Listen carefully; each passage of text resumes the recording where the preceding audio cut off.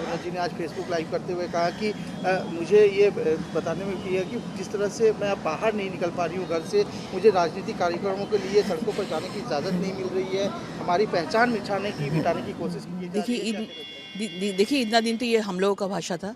अभी सेम भाषा अभी ममता बनर्जी जी बोल रहे हैं। तो ये एक्चुअली ममता बनर्जी जी के साथ कोई है ही नहीं, इसलिए टीवी में सोशल मीडिया के माध्यम से ये झूठ बात बोल रहे हैं। उसको जाने का जहाँ मन चाहे वो जा सकते हैं, लेकिन उसके साथ कोई है ही नहीं। उसका जो मत है उसको कोई भी इसको इम्पोर्टेंस नहीं दे रहा है, इसलिए ये हाल है। लेकिन वो ये भी कह रही है कि जिस तरह से जो भी सत्ता में है वही तय कर रहे हैं कि विपक्ष की कुर्सी में कौन बैठेगा। देखिए अभी तृणमूल टूट चुका है, उनका पार्टी टूट चुका है। अभी उसके पास भी कोई विधायक भी कोई सांसद भी है नहीं, इसलिए ये उनका बहुत परेशानी चल रहा है, इसलिए ये सब बोल रहे हैं।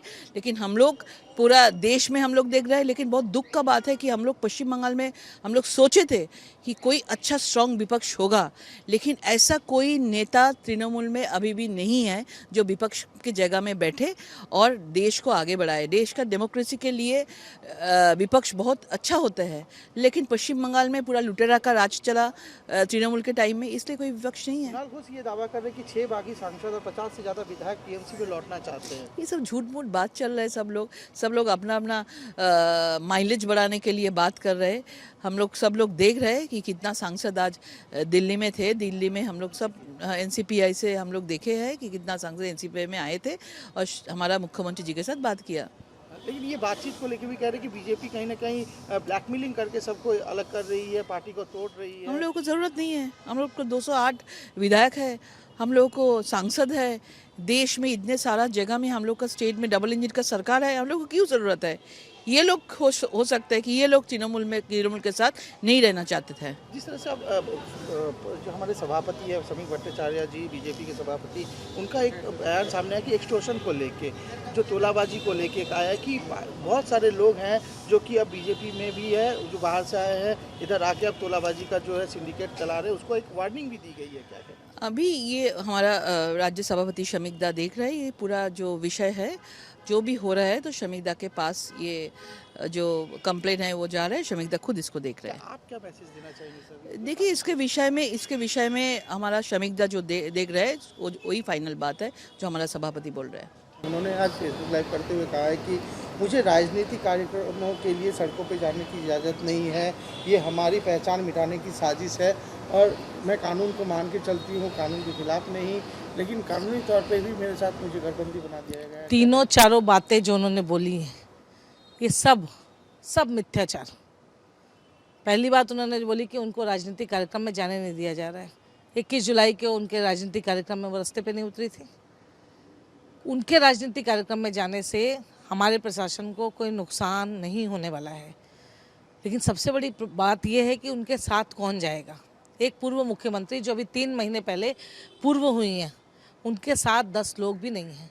उनके अपने दल के नेता उनकी पहचान मिटा दिए हैं, चाहे वो सांसद हो चाहे वो विधायक हो। आज तृणमूल भागों में बट गया है। आने वाले दिनों में तृणमूल बोल के कोई पार्टी थी, ये इतिहास में लिखा जाएगा। इसकी कोई चर्चा कहीं नहीं की जाएगी। हमारी पहचान मिटाने की साजिश है। पहचान लोगों का जिस तरह से है, उनकी जो पहचान थी, जो पहचान उन्होंने 15 साल में यहाँ पर बंगाल में बनाई है, दुर्नीति की प्रतीक ममता बनर्जी, भ्रष्टाचार की प्रतीक ममता बनर्जी, चोरी की प्रतीक ममता बनर्जी। ये कितने उदाहरण दें।